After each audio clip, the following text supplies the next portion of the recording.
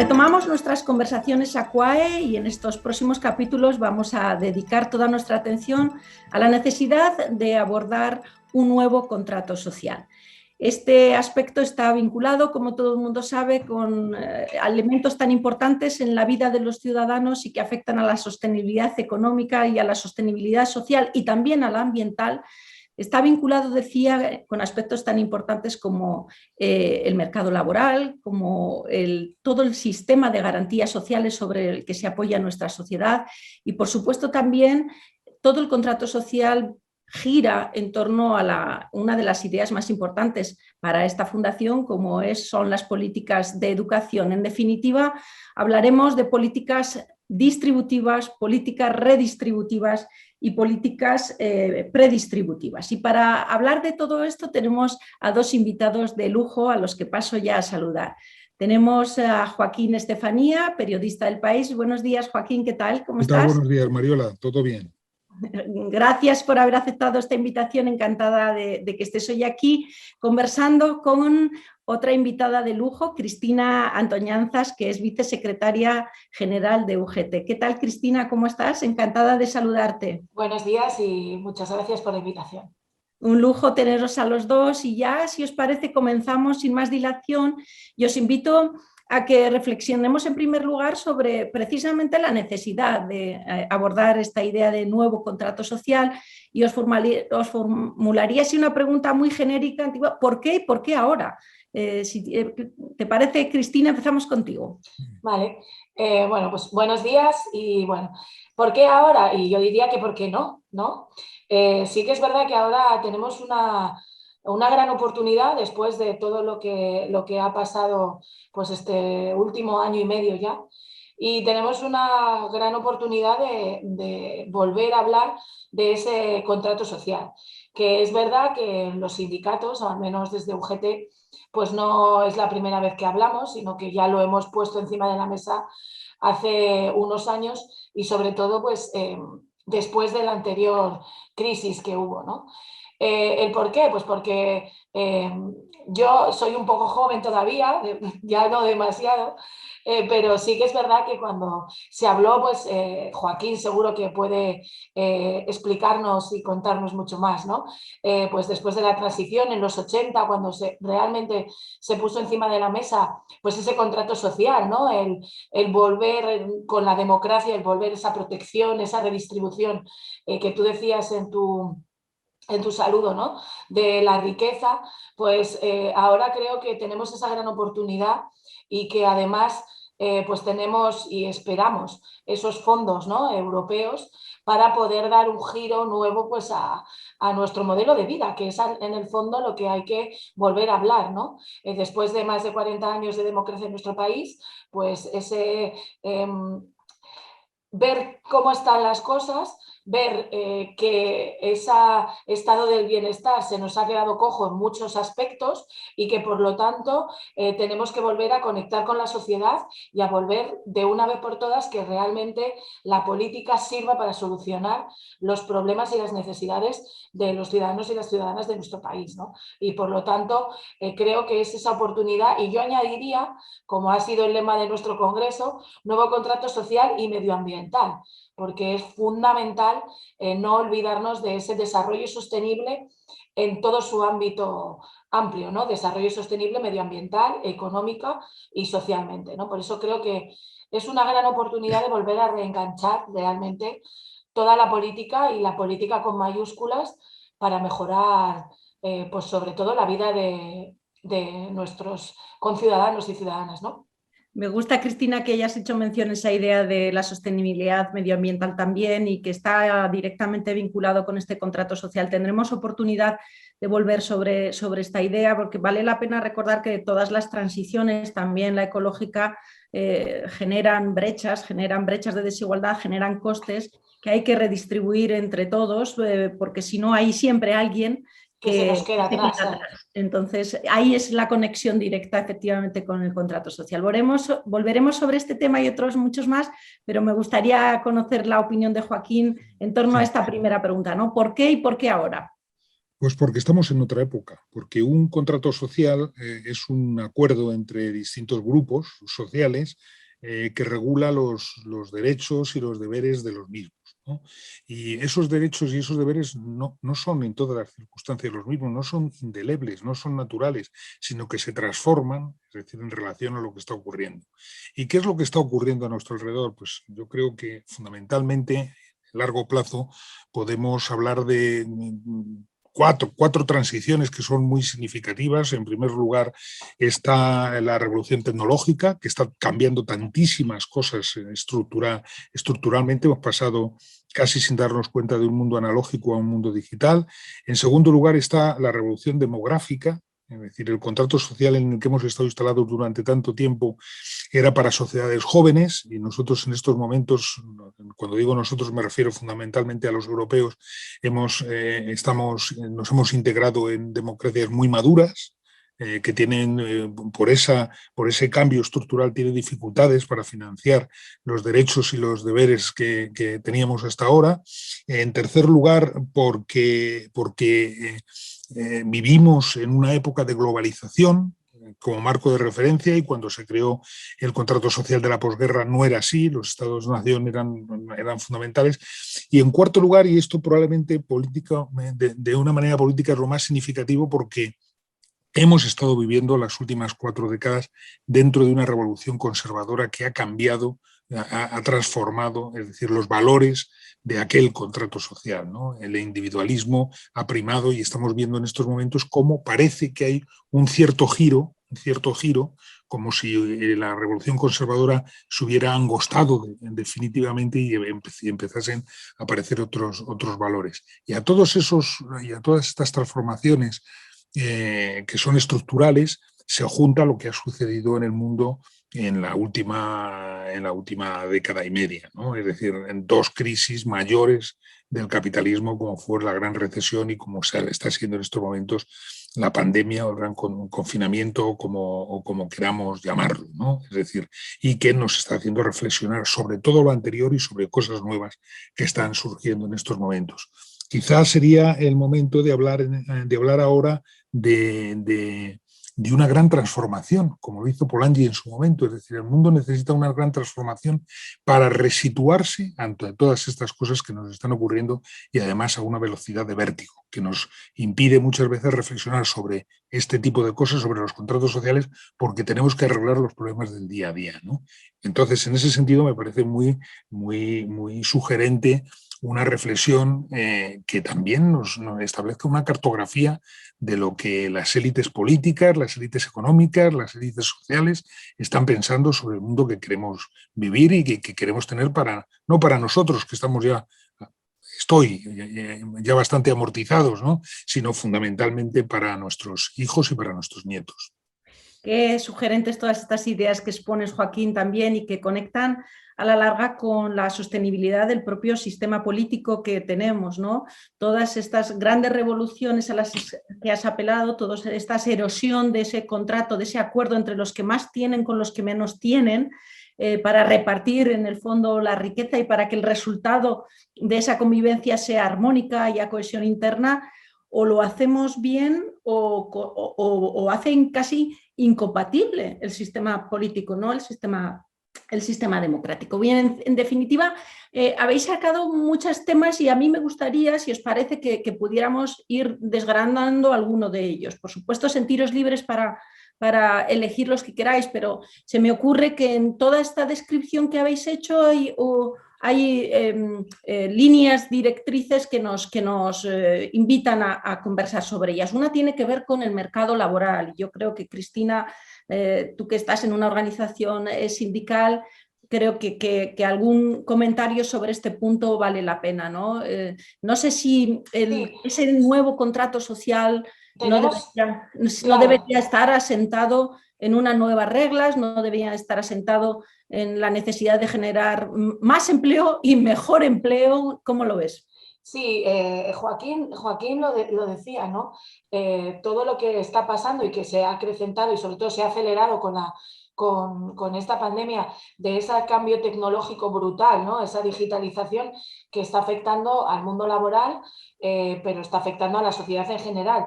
Y sobre todo también esa globalización. Tenemos ya que ampliar las miras y no mirar cómo cambiar o cómo hacer ese nuevo contrato social solo en nuestro país, ¿no? Europa está hablando también de ese contrato social y ahí entra el mercado laboral, obviamente. Joaquín también lo decía claramente, ha ido evolucionando y el mercado laboral ha ido evolucionando, y sobre todo en los últimos años muy rápidamente y por lo tanto tenemos que abordar un nuevo marco legislativo, más allá de verdad de cambios de reformas laborales, de modificar una reforma u otra, tenemos que abordar qué es lo que está sucediendo y tenemos ya, no es el futuro, tenemos ya las plataformas digitales, como se denominan, que no solo son esa nueva ley de riders que hemos conseguido, ¿no?, acordar dentro del marco del diálogo social, sino que ha entrado en el mundo de las relaciones laborales, esos algoritmos, ¿no?, esas formas en las que ya no son las personas directamente o no somos las que estructuramos ese modelo productivo, ¿no? Y por lo tanto esas relaciones laborales han cambiado y tenemos que abordar esa modernización del mercado laboral porque se está produciendo lo que Joaquín comentaba, ¿no? Y decía, esa individualización también de las relaciones laborales y ahí tenemos los sindicatos y también los empresarios un reto importantísimo de cómo abordar este mercado laboral, ¿no? Esta individualización de la relación, dijéramos, empresario-trabajador o trabajadora y tenemos un reto muy importante. Un reto que hay que abordar, yo creo, en dos pasos. Uno, con reflexión y abordando claramente como también se ha denominado, ¿no?, pues ese nuevo estatuto de los trabajadores y trabajadoras del siglo XXI y otro más a corto de ir abordando esa revolución total que tenemos dentro de nuestro mercado laboral que está produciendo mucha precariedad y que vamos a tener que ser conscientes de que va a tener que haber un reparto del trabajo y por lo tanto, tal como se produjo esas 8 horas hace ya 2 siglos, ¿no? Siglo XIX, siglo XX, principios del siglo XX, pues vamos a tener que abordar realmente ese reparto del trabajo y cómo, si no queremos dejarnos a nadie atrás, tenemos que trabajar conjuntamente para que ese trabajo pueda llegar en las mejores condiciones a todos los trabajadores y trabajadoras, porque si no se va a incrementar mucho la brecha, pero ya no una brecha, sino va a haber trabajadores con unos buenos salarios, con unas buenas condiciones laborales y vamos a tener muchísimos trabajadores y trabajadoras que en muchos casos incluso van a estar, sabéis, bueno, vosotros que se habla mucho en Latinoamérica, esa economía informal, que en nuestro país no se hablaba tanto, pero la OIT siempre ha hecho mucho hincapié en ella y en nuestro país la tenemos ya, que no los vamos a ver y que van a tener condiciones muy precarias. Y por lo tanto, tenemos que intentar conjugar, y siempre nosotros hablamos, ¿no?, de la importancia de la negociación colectiva para la redistribución del trabajo y de la riqueza, ¿no? Y creo que tenemos un reto importantísimo. Joaquín. Sí, es muy, muy sugerente todo esto. Nuestra conversación coincide hoy, por casualidad, con la aparición del último informe de la Organización Internacional del Trabajo sobre el trabajo, sobre el empleo en el mundo, ¿no?, que tiene muchísimos datos que podríamos desgajar para esta conversación, pero hay uno que me parece brutal y me parece relevante. 2.000 millones de personas en el mundo, 2.000 millones de los 7.000 que somos, pertenecen a la economía sumergida. Es decir, no tienen ningún tipo de derechos sociales. Entonces, se han incorporado a esta pandemia, en la que los países más ricos están intentando incrementar el gasto social de protección a todos ellos, sin tener ningún derecho para ellos también incorporarse a ese mundo. Están quedándose atrás, ¿no? Y en ese sentido hay que incorporar este elemento a esas características de las transformaciones del mercado laboral que tú hablabas, Cristina. Pero hay otro elemento casi más importante en estos momentos que el mercado laboral y que la reforma laboral, que es la reforma fiscal. Sí, es decir, fundamental. ¿cómo financiamos todo esto que nos está ocurriendo. ¿Cómo financiamos estas transformaciones y cómo financiamos los efectos de dos crisis mayores del capitalismo, la gran recesión y la pandemia, que nos han sucedido una tras otra casi sin solución de continuidad? Y aquí hay un elemento muy importante, que es una especie de cambio que viene, que sopla, que tiene el viento de cola de Estados Unidos por primera vez en mucho tiempo. ¿Qué es lo que ha sucedido con la revolución conservadora en los últimos 40 años? ¿No? Pues que cada paso que se daba relacionado con los impuestos, relacionado con la reforma fiscal, era regresivo, ¿no? Primero hubo una etapa en donde se hizo a los impuestos personales sobre la renta más débiles. Esto viene de los tiempos de Reagan y de los tiempos de Thatcher, ¿no? Una década después, lo que se hacía era cambiar los impuestos del capital por impuestos del trabajo. Es decir, los impuestos del capital pagan mucho menos, es decir, que los impuestos del trabajo. Y hay una tercera fase, que es en la que estamos inmersos ahora, y que para mí, que estoy en una comunidad como la de Madrid, es decir, lo tengo en carne viva, que son los impuestos patrimoniales. El impuesto del patrimonio y el impuesto de sucesiones y donaciones, ¿no? Es decir, que también se quieren quitar en estos momentos. Entonces, todos los pasos que se daban de las reformas fiscales en los últimos 40 años eran pasos para hacer los impuestos más regresivos. Y de repente ahora nos llega un viento que dice eso no es posible, es decir, todo esto tenemos que financiarlo.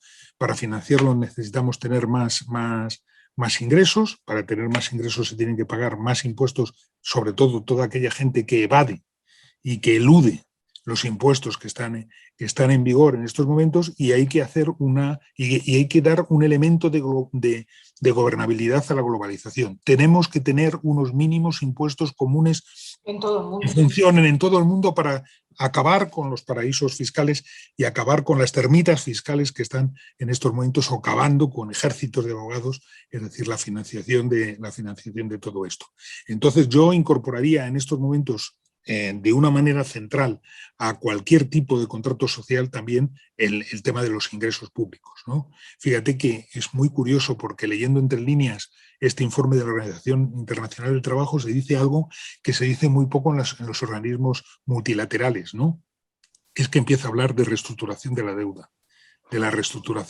Que es un tema que tenemos ahí aparcado, del cual no hablamos nunca, que es incómodo, que parece de mala educación sacarlo encima de la mesa de comer, es decir, pero que está ahí encima de todos nosotros, porque a ver quién paga todo lo que debemos en estos momentos, ¿no?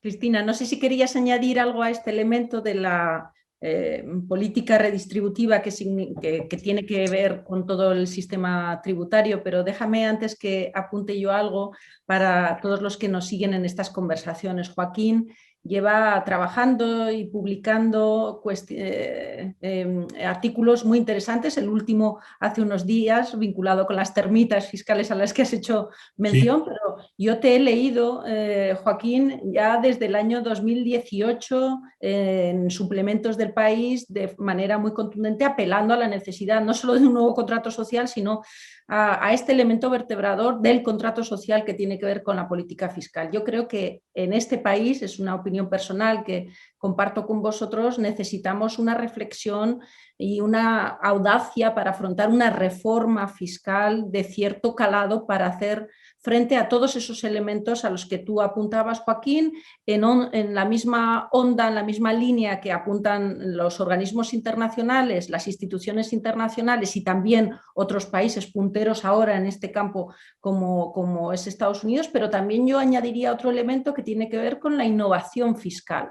Yo creo que hay margen para no solo reformar sobre las bases que ya tenemos, sino también la capacidad que tenemos para generar nuevas fuentes de ingresos a través, pues, y quizá otra vez vinculamos aquí la cuestión de la sostenibilidad medioambiental, el medio ambiente, toda la fiscalidad verde da una oportunidad que obviamente no va a compensar el drenaje de recursos que proceden de estas políticas conservadoras a las que has hecho mención, pero que vale también explorar. Cristina, no sé si querías añadir algo. No, estoy totalmente de acuerdo con lo que planteáis los dos, ¿no? Es una de las cuestiones que también nosotros desde el sindicato venimos diciendo, que hay que abordar de una vez por todas en nuestro país pues, esa reforma fiscal que realmente pues se aborde claramente. Ayer salían también informaciones, ¿no? Un poco salían las cuentas con lo que Joaquín apuntaba de ese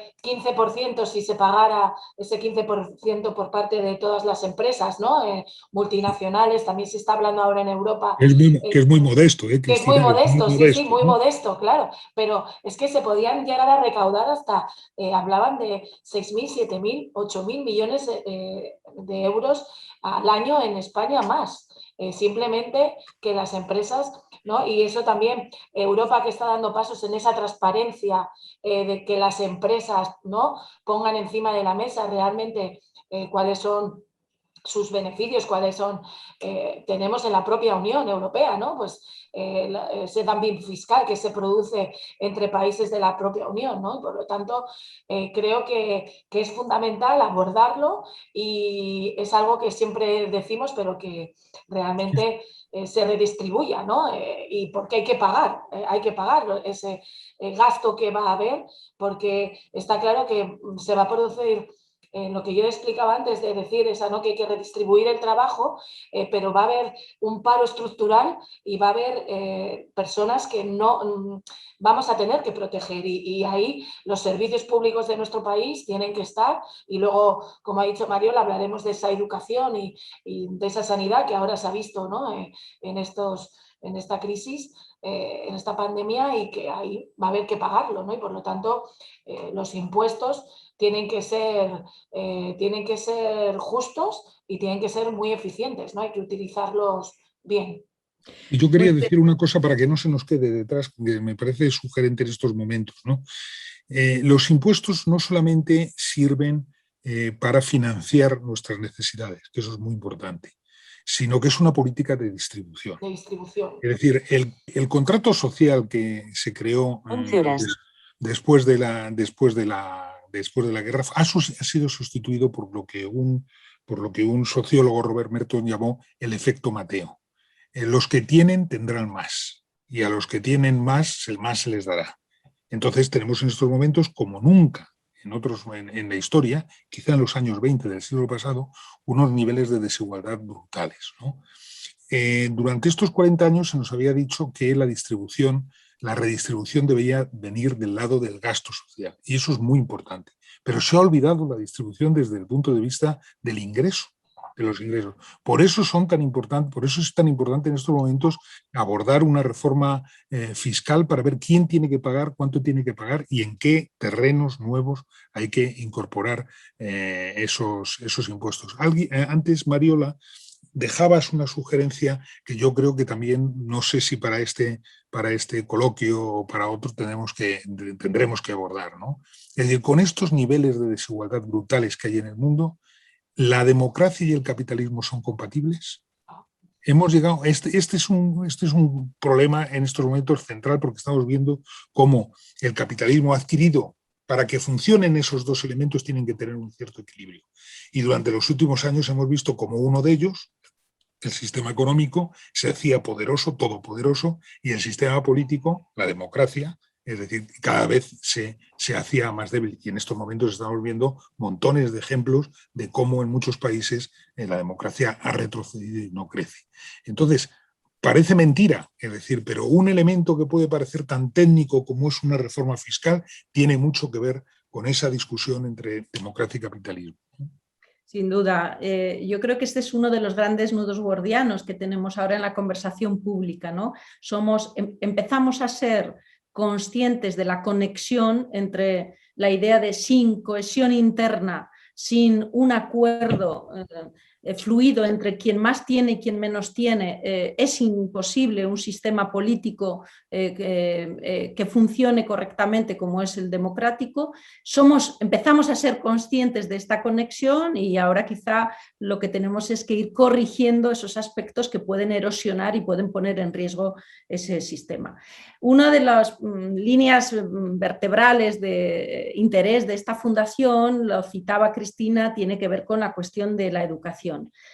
Precisamente porque la educación es una de las grandes palancas de transformación social y creo que también la educación es una de las grandes políticas predistributivas. Y ahora, cuando se habla de la necesidad de reformar nuestro contrato social, se habla de la importancia de incidir en estas políticas predistributivas. Y en ese sentido, nuestro modelo educativo, honestamente lo creo, también necesita margen de mejora. Es una gran palanca de transformación que puede ayudarnos, pero será eficaz si también introducimos en él algunas reformas, ¿no?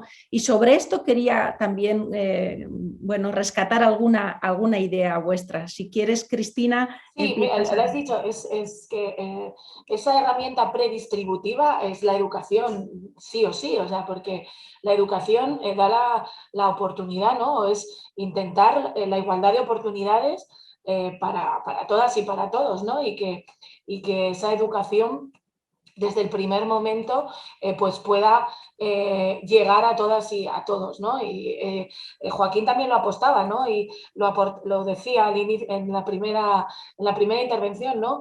El reto demográfico en nuestro país, tenemos un gran reto, ¿no? Y la educación y el llevar, y que esa educación realmente, esa conexión que tiene que haber a ver si me intento explicar, muy amplio, ¿no? La educación que nos forme en valores y en esas cuestiones que ahora Joaquín, que me parece interesantísimo, lo de capitalismo y democracia pueden funcionar, ¿no? Yo que he nacido en la democracia y no he vivido otra cosa, hay muchas veces que pienso que vamos para atrás en muchas cosas, ¿no? Que hace unos años estaban como muy implantadas y que ahora es como que incluso te las cuestionas, ¿no? Entonces, no yo obviamente, pero que se cuestiona, ¿no? Y la importancia de la educación y de formar en personas libres, en personas que puedan opinar libremente, y la importancia de la educación, sobre todo, para esa forma de transformación. Es decir, que la educación esté internamente relacionada con lo que está sucediendo y con las transformaciones que están sucediendo en la sociedad. Y eso a lo mejor tú, Mariona, que conoces perfectamente, que vienes, sabes que de esto hemos hablado mucho, de si la universidad estaba relacionada y está relacionada, ¿no? En este caso, hablo desde mi punto de vista, ¿no? Con el mercado laboral o con lo que necesitamos, o esa transformación que también Joaquín decía y que hemos hablado de toda esa digitalización, todo lo que está sucediendo, que está estableciendo nuevas brechas, nuevas desigualdades entre la parte, dijéramos, de las ciudades y la parte más rural, entre hombres y mujeres, que existe esa brecha entre mayores y jóvenes, y eso es la educación, y no solo la educación reglada como tal, sino la formación a lo largo de toda nuestra vida y nuestra vida profesional, ¿no? Entonces creo que la educación sí que tiene que, de una vez por todas, debería haber, y sé que esto se dice mucho y siempre, ese gran pacto que nunca se consigue, de realmente utilizar en el buen sentido la educación como palanca transformadora de realmente lo que está sucediendo y como nexo de unión entre que podemos formar a los mejores, y se ha visto, ¿no?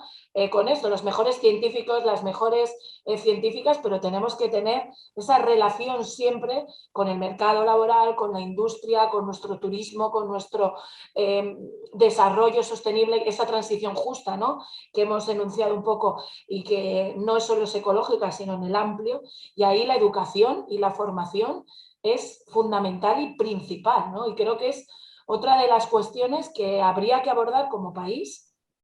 Sin duda, los capítulos previos a este podcast han estado orientados precisamente a esos márgenes de mejora que tiene el sistema educativo en su dimensión universitaria para conectar con la empleabilidad, para conectar con las necesidades del mercado, y algunos ejemplos de éxito hay en nuestro panorama, pero hay mucha margen de mejora. También hemos abordado todo el reto de la formación profesional dual, que sin duda es una vía. Es la herramienta ahora muy importante. Claro, imprescindible sobre la que explorar, y por supuesto ese punto que tú mencionabas, Cristina, de la importancia de la formación continua a lo largo de la vida. Joaquín, tú... Yo en esto voy a hacer un poco de abogado del diablo para decir una cosa distinta, ¿no?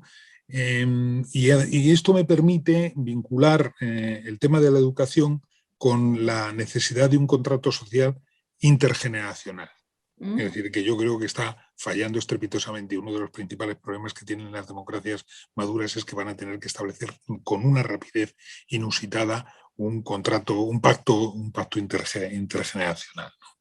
Vamos a ver, hasta ahora nos decíamos a nosotros mismos y decíamos a nuestros hijos, si estudias y te esfuerzas podrás llegar a ser lo que quieras. Y resulta que no es así. Resulta que muchos de nuestros descendientes, es decir, estudian, se esfuerzan y no llegan a ser lo que quieren ser. Se convierten en una especie de proletariado emocional, es decir, que no llega nunca a concluir aquello para lo cual se formaron, ¿no? A mí me inquieta que en estos momentos la educación tenga menos significación en la vida de nuestros jóvenes que la situación sociolaboral de sus padres. Es decir, en estos momentos las oportunidades de nuestros descendientes dependen en muchas ocasiones más de la situación sociolaboral de sus padres que de la educación que han tenido. Y esto es un fallo estructural de la educación que tenemos que abordar como política predistributiva y como condición necesaria para cualquier cambio, cualquier transformación que tenga que haber, ¿no? En ese sentido, pues creo que debemos profundizar un poco en estas circunstancias previas para luego abordar los contenidos de la educación, porque si no, conducimos a nuestra gente a una frustración, ¿no? Es decir, que están preparándose permanentemente, en muchos casos, retrasando su incorporación a la vida laboral porque tienen miedo y porque no tienen nada que hacer, es decir, siguen formándose, siguen reforzando su formación y su educación y cuando llegan a la vida, es decir, no tienen nada que hacer si sus padres no tienen medios con los cuales hacerlos sobrevivir en buenas circunstancias. Y en ese sentido, esta reflexión previa también creo yo que tiene que entrar en cualquier reflexión previa a la educación como sistema de predistribución de cualquier sociedad. Sin duda, Joaquín. Y a partir de ahí, una vez acordado un poco ese contexto al que tú mencionabas o sobre el que tú reflexionabas, vale la pena afrontar con valentía también los necesarios ajustes y cambios de nuestro sistema educativo, claro, para conectarlo mejor, para con el mercado laboral con el mercado laboral. Eso es fundamental. Pero es un poco, Joaquín, que comentaba yo que al final esa predistribución, ¿no? Que debería hacer la educación depende de muchísimos factores que no sucede y por eso ahí debería estar esa educación pública y esa educación bien financiada para que pudiera llegar y que no sucediera como Joaquín dice, ¿no? Que dependa o dónde nazcas o si tus padres están o tienen posibilidades de que tú estudies o de que tú pues que puedas tener más o menos oportunidades, ¿no? Y eso es muy frustrante, ¿no? Es antes, como tú decías, Joaquín, ¿no? Que siempre se nos decía, ¿no? Mi generación estudia, que llegarás y que podrás, ¿no? Y yo que ya si dijéramos una generación, ahora es otra generación, pues también pues esa frustración ahora es muchísimo mayor, ¿no? Que era cuando yo terminé de estudiar. Fíjate, Cristina, que para que la vida mejore, fundamentalmente tenemos tres elementos. Primero, el esfuerzo personal de cada uno. En segundo lugar, el fortalecimiento de las instituciones democráticas para que las cosas se engrasen. Y en tercer lugar, el progreso económico general. Y en estos momentos no tenemos ni progreso económico general, ni hay fortalecimiento de las instituciones democráticas y el esfuerzo personal de cada uno está puesto en cuestión por la curva de Gran Gatsby, por eso que decíamos hace un momento, ¿no? Sí, y eso es muy, muy importante, ¿no? Es que saber, se están creando, ¿no? Pues jóvenes muy frustrados, muy preparados, muy preparadas, pero que al final no consiguen acceder a ese mercado laboral en condiciones que puedan desarrollar su proyecto de vida, que es en el fondo luego lo que cada uno pretendemos, ¿no? Poder desarrollar ese proyecto de vida, ¿no? En definitiva, todas razones para abordar en profundidad ese nuevo contrato social. Estamos terminando ya, diría yo que estamos casi fuera de tiempo, pero os voy a pedir una última reflexión a modo de síntesis, a modo como nos gusta llamar en estas conversaciones ACUAE, a modo de minuto de oro. Así que si quieres, empiezas tú, Joaquín, cierra Cristina y os despido. Muy bien, pues yo para decir en estos momentos que en esta coyuntura la suma de las partes es más fuerte que el todo. Es decir, la suma de políticas de redistribución, políticas sociales, más la suma de lo verde, que lo hemos tenido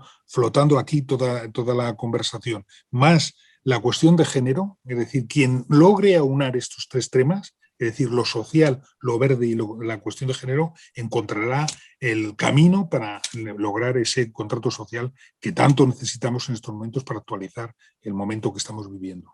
Esa alianza virtuosa. Tu turno, Cristina. Pues yo voy a ser optimista, o quiero ser optimista, de verdad.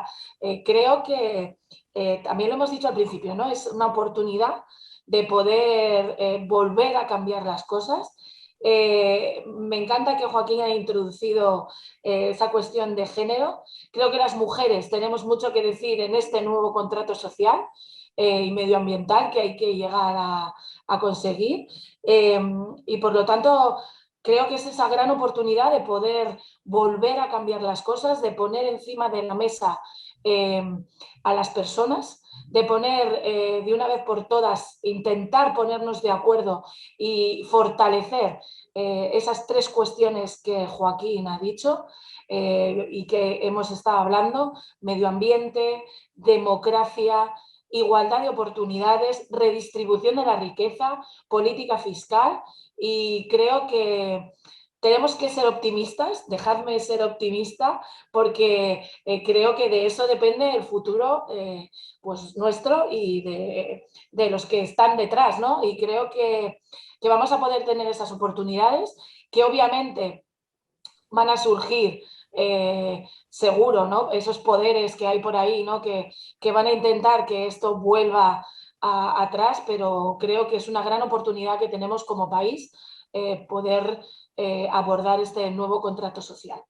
Con este mensaje esperanzador de Cristina y con todas las reflexiones que Joaquín y Cristina han ido compartiendo a lo largo de esta mañana con nosotros, nos despedimos ya y, por supuesto, muchísimas gracias. Ha sido un lujo contar con vosotros y hasta la próxima. Hasta la próxima. Ha sido un gusto, Mariola. Un gusto.